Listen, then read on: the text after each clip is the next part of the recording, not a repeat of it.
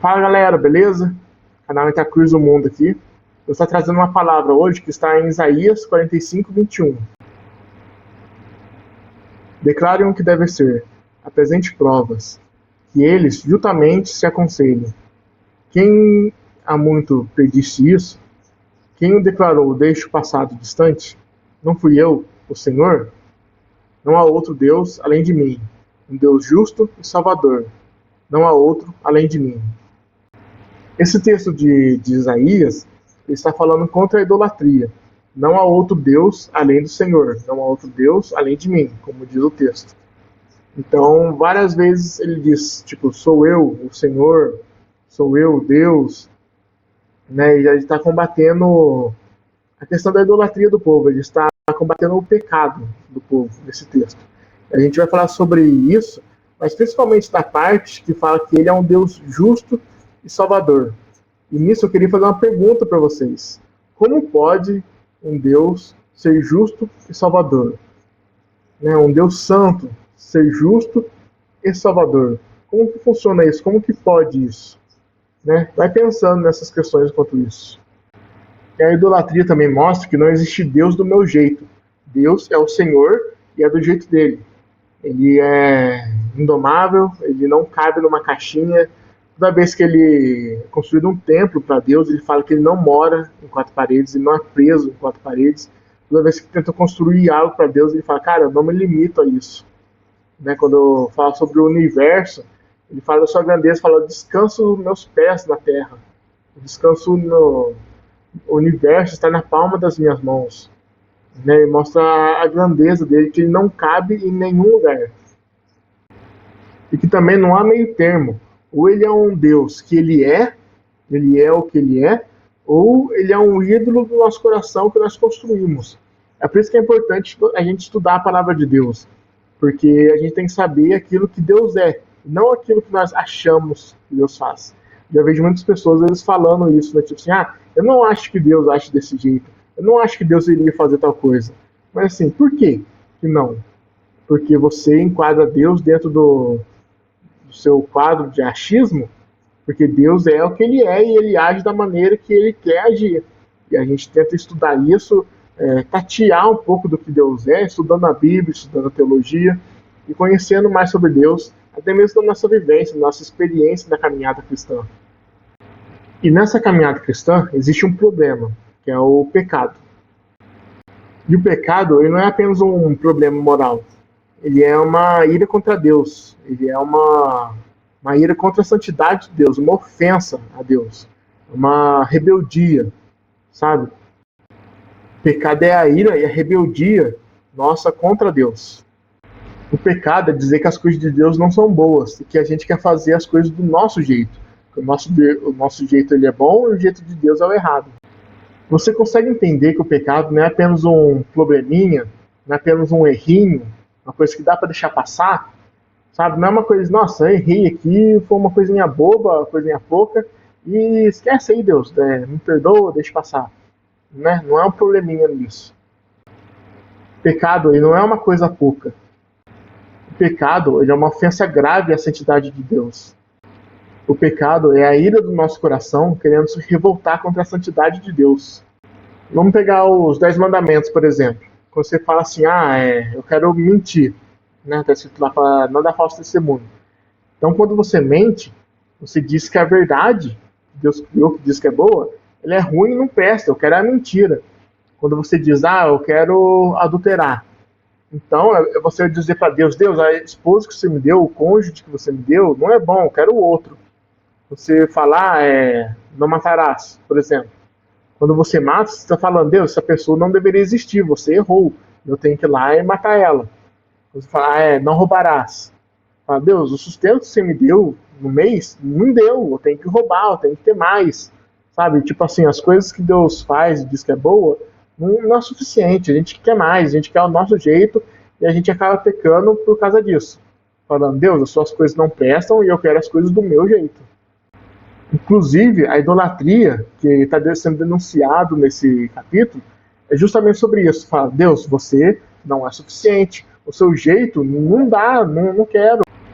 Eu quero criar um Deus aos meus moldes, Eu quero criar um Deus segundo a minha vontade, e aí eu crio o que eu acho ou não acho do que Deus faz e que Deus não faz, crio ele de um certa forma, eu moldo ele, crio um ídolo e falo que aquilo é Deus. É por isso que o pecado é tão grave, ele é uma ofensa a Deus. É como se a gente pegasse e desse um tapa na cara de Deus, como se a gente tivesse cuspido na cara de Deus. Já aconteceu isso com você, de você tomar um tapa na cara, ou de você ser cuspido? Sabe, tipo assim, não é uma violência pela violência, não é tipo assim, o cara te deu um murro. Sabe, tipo assim, é uma coisa que afeta seu caráter, sabe, sua moral. Sabe, você se sente ofendido com um cuspo na cara, com um tapa na cara. Sabe, tipo assim, sua moral vai lá embaixo, você se sente mal. Sabe, tipo assim, é uma ofensa. Não é simplesmente uma violência, é uma ofensa. E isso mostra o que é o pecado para Deus. O que nós fazemos com Deus? É como se nós estivéssemos dando um tapa na cara de Deus, a gente cuspido na cara de Deus, falar, Deus, essas coisas não prestam, a gente quer as nossas coisas, e tipo assim, sai pra lá e deixa que eu me viro. Todas essas coisas que eu tô querendo falar aqui é para justamente mostrar a gravidade do que é o pecado. Porque o pecado não é uma coisinha pouco, não é uma coisinha boba que dá para deixar pra lá. Deus ele tem razão em se irar com a gente. O vilão da história não é Deus irado. Somos nós que queremos nos afastar de Deus, queremos simplesmente viver segundo a nossa vontade. E a nossa vontade acaba sendo ruim, porque a vontade de Deus é boa. Né? Ao contrário de ruim, é bom, tudo mais. E aí Deus colocou uma condição, que o salário do pecado seria a morte. Aquele que peca deve morrer. Foi isso que aconteceu, por exemplo, com Adão e Eva. Eles deveriam morrer. Eles pecaram, deveriam morrer. No caso, não aconteceu a morte instantânea na hora, porque Deus colocou o cordeiro no lugar, a gente vai falar disso mais pra frente também, e a morte ele ocorreu com a velhice, né? Com as doenças. Então, por exemplo, Adão e Eva chegaram a morrer, não naquela hora em específico, mas eles perderam a vida eterna e passaram a ter uma vida limitada com a morte. E Deus, sendo justo, ele vai permanecer na sua condenação, vai permanecer na sua palavra, porque ele fez uma regra, nós quebramos a regra e ele tem que cumprir aquilo que ele jurou fazer. Então, se Deus ele é justo, ele não muda a sua palavra, como que ele pode ser salvador? Como que ele pode ser perdoador? Se ele tem que condenar a sentença. Se ele disse que o salário do pecado é a morte, então ele tem que matar. Como que ele pode ser salvador? Então, se o salário do pecado é a morte, como a gente já disse, então alguém deveria morrer. No caso, nós. Nós deveríamos morrer e ter uma morte eterna. Mas como que Deus pode trabalhar isso? Como que Deus pode ser salvador no meio disso, sem quebrar suas regras, sem quebrar sua palavra e sua moral? Fazendo o que aconteceu lá no Éden. Quando Adão e Eva pecaram, veio o cordeiro e morreu no lugar deles. Então, eles se vestiram da pele de cordeiro. E aí a questão é, quem deve morrer? Quem pode fazer isso no meu lugar, para que eu não precisasse morrer? Ou quem sabe, talvez eu pudesse me pagar os pecados. Eu pudesse viver minha vida, o salário do pecado é a morte, no final da vida eu vou morrer, e a dívida está paga, vou pro céu. Ou quem sabe também, poderia alguma pessoa morrer por mim. Sei lá, tipo uma pessoa que é um pouquinho melhor que eu. Ela vai, morre, e leva eu, sei lá, mais uns 5, mais uns 10, porque ele era bonzinho, compensou a vida dele, e mais de uns 10. Ou quem sabe, se ninguém daqui da Terra conseguisse salvar a si mesmo e nem o próximo, quem sabe um anjo do céu, o mais alto anjo do céu, ele vinha e morresse por nós, porque ele estaria em santidade e poderia morrer por nós para que a gente pudesse ser salvo. Será que não dava? Essas questões justamente é para a gente entender o tamanho do nosso pecado, entender a gravidade disso, que Deus é um Deus eterno, sua santidade é eterna. Quando a gente ofende a santidade de Deus, a gente comete um crime eterno, e que a gente deve pagar eternamente por isso. Por isso que a condenação ela é eterna, porque a gente ofende a Deus, e isso revela tanto o tamanho do nosso pecado quanto o tamanho de Deus, porque nosso pecado se torna eterno porque nós ofendemos alguém eterno. O problema do pecado é o que a gente faz e para quem a gente faz. Davi, quando pecou, ele envolveu outras pessoas naquele pecado, mas quando ele se confessou e falou: a ti, Deus, eu pequei somente a ti, porque o pecado é uma ofensa, primeiramente, diretamente para Deus, e depois, por consequência, as outras pessoas. É por isso que é importante entender isso, entender quem a gente feriu. Que o pecado é uma ferida a Deus. O pecado não é uma ferida porque Deus é frágil, mas nós queremos machucar a Deus. Tem até um livro que descreve que nas portas do inferno se abrissem, Deus se revelasse e falasse: olha, estou aqui para resgatar vocês. Aí as pessoas do inferno, com tanta ira de Deus, né, com tanta má vontade, com tanto ódio, eles olhariam para Deus e falaram: nós não queremos a redenção, nós queremos te pegar e te matar, nós odiamos você. É isso que é o pecado, é o ódio a Deus, é você se irar a Deus, você querer se afastar dele, falar: Deus, você não presta, o que presta é minhas vontades, eu tenho ira contra você. Sabe, tipo assim, cara, o pecado é monstruoso. É uma distância de Deus enorme. Não é uma coisa pequena, não existe um pecadinho. O pecado é nossa ira contra Deus, sabe? Tipo, essa revolta mesmo de que se o ser humano, o pecador, pudesse, ele pegava Deus e matava Deus na sua ira, sabe? É uma coisa monstruosa. Dito essa gravidade da ira do homem contra Deus, essa gravidade de quem o homem pecou, de quem o homem feriu, de quem o homem ofendeu, vivendo que a gente não pode pagar pelos nossos pecados, porque nós não somos seres eternos, não conseguimos pagar uma dívida eterna. Nós não conseguimos nem pedir para um alto anjo do céu, porque ele não tem essa capacidade não tem esse tamanho, sabe, para poder suprir a necessidade de morrer e pagar pelos pecados. É por isso que Jesus teve que vir, é por isso que não tem como dizer que Jesus não é Deus. Se você é um cristão, você tem que entender que Jesus é o próprio Deus encarnado.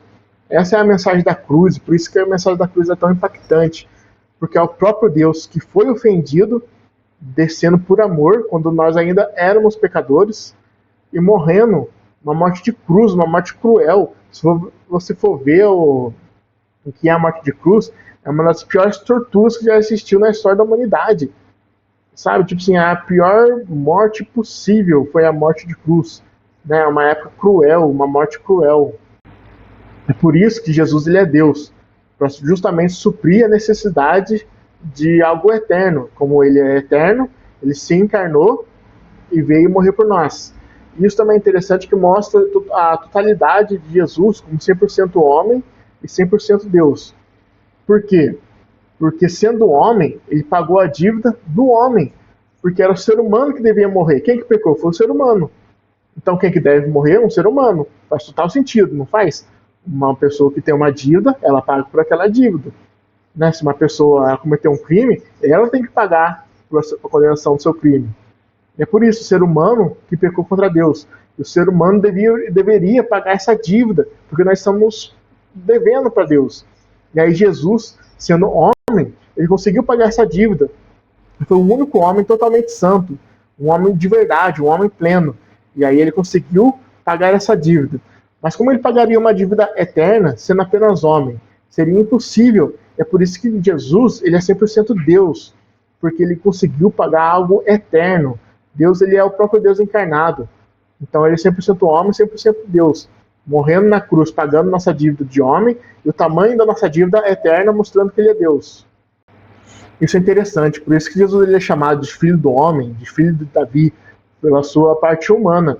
É por isso que ele também é chamado de filho de Deus, pela sua parte divina, porque ele é o próprio Deus encarnado, ele é a descendência de Davi. Você vê que Jesus ele tem uma genealogia, então tipo assim, ele tem uma descendência humana. Jesus veio, morreu, sofreu e pagou nossos pecados.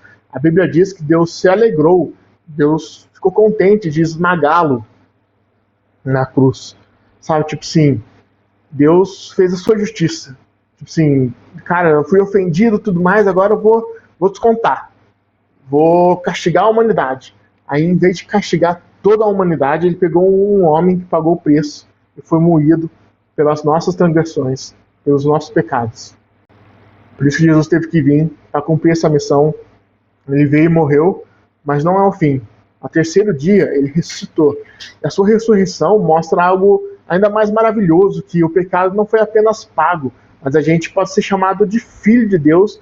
Nós vamos ser salvos por meio de Jesus Cristo. Nós vamos herdar a terra prometida, nós vamos herdar o céu, herdeiro como filho, mostrando que Jesus é nosso primeiro irmão e que nós vamos ser cordeiros de Cristo nessa redenção. Nós vamos reinar com Cristo. Cara, tipo assim, é bom demais ser verdade, sabe? A mensagem de Cristo não só do perdão, mas de um reinado, porque nós somos irmãos do herdeiro do trono. Cara, sabe? Tipo assim, é uma mensagem fascinante, cara. E tudo isso é de graça. É muito mais impressionante isso. Nós não precisamos fazer nada, nós precisamos crer em Cristo. E isso é o suficiente, sabe? E tipo assim, e com a fé em Cristo, nós vamos ter o Espírito Santo, e que a gente vai se moldando a cada dia, ele vai nos consolando, nos convencendo do pecado, vai nos tornando pessoas melhores a cada dia. Cara, é incrível, por isso que a mensagem da cruz é tão impactante na vida do cristão. É por isso que a gente quer espalhar essa mensagem, para que mais pessoas sejam salvas, para mais pessoas entendam a sua ofensa contra Deus e entendam o amor de Cristo por nós, o amor de Deus por nós, que ele cumpriu a sua palavra e se sacrificou em nosso favor. E é por isso também que Jesus ele disse na cruz que está consumado, porque a sua morte ela é eficaz, não é uma simples coisa tipo assim, Jesus morreu para deixar a porta aberta para a gente passar. Ele morreu para aquele que nele crê eficazmente, é totalmente eficaz, sabe? Não tem perda de nada, ele não tem perda de salvação, é totalmente eficaz. Você creu nele, você está seguro, é uma confiança, sabe? Tipo, uma tranquilidade de que, cara, se eu morrer hoje, eu vou ir para o céu. Se eu morrer hoje, estou tranquilo nos braços de Cristo. Nossa, se eu pecar hoje, eu posso me ajoelhar e orar e estar diante de Deus e pedir perdão para Deus e eu vou ser perdoado. É uma garantia. Está consumado, está pronto. Sabe? Tipo assim, é uma certeza daquilo que Jesus fez. Então, por isso, creia em Jesus. Creia nele como seu suficiente Salvador. Porque ele criou toda essa história de redenção para salvar você desse seu pecado, da sua história de pecado, para te transformar de dentro para fora. Então veja essa história de amor de Deus por você. Creia em Cristo Jesus para que tenha salvação. Creia em Cristo Jesus para salvar sua alma desse pecado. Para que você possa entrar no reino de Deus. Para que essa confiança esteja com você. Porque tendo essa fé você pode ter confiança plena na salvação. E sempre buscar a Deus em momentos difíceis, em momentos até que você pecou. Creia em Deus que você será perdoado. Creia no Filho, Jesus Cristo, e tenha o Espírito Santo, Consolador. E assim nós podemos criar a salvação eterna, por meio de Cristo Jesus, que morreu por nós e ressuscitou, e que em breve voltará. Até a próxima.